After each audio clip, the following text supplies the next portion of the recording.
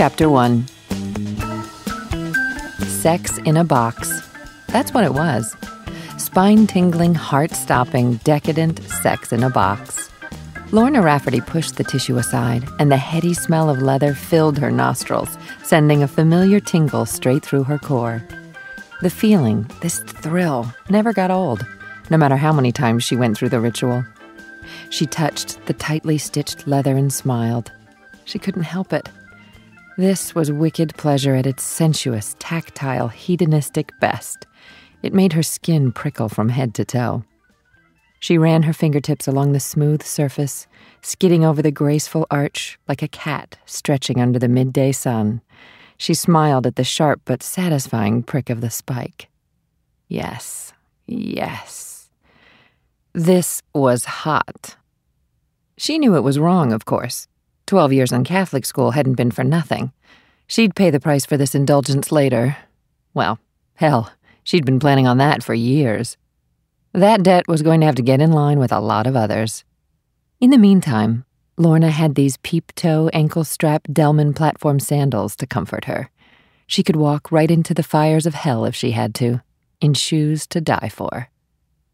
One of the only things she could remember about her mother was her shoes. Black and white spectators, little pink sandals with kitten heels, and Lorna's favorites, long, slim satin shoes with heels like narrow Art Deco commas and tiny bows at the toe that were frayed slightly at the end from the years since her wedding. If she closed her eyes, Lorna could still picture her own small feet shoved into the toes of those shoes, the heels clapping treacherously behind her as she traipsed across a faded oriental carpet in her parents' bedroom, toward the fading blur of golden hair and big smile and the waft of Caron's Fleur de Rocaille perfume that was her memory of her mother. Of all the things she knew or remembered about her mother, and all the things she didn't remember, Lorna knew one thing for sure. Clearly, the love of shoes was hereditary. She took the Delmans out of the box slowly, mentally shoving away the memory of handing over her credit card and waiting, like a gambler who'd bet it all on red, for the yes or no from that faraway credit card roulette approval commission.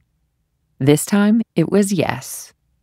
She'd signed the slip, promising to herself, "Yes, of course I'll pay for these shoes, no problem. My next paycheck will go to these shoes," while assuming an expression of one who pays their entire balance with every statement, and whose entire life couldn't be repossessed by Visa at a moment's notice.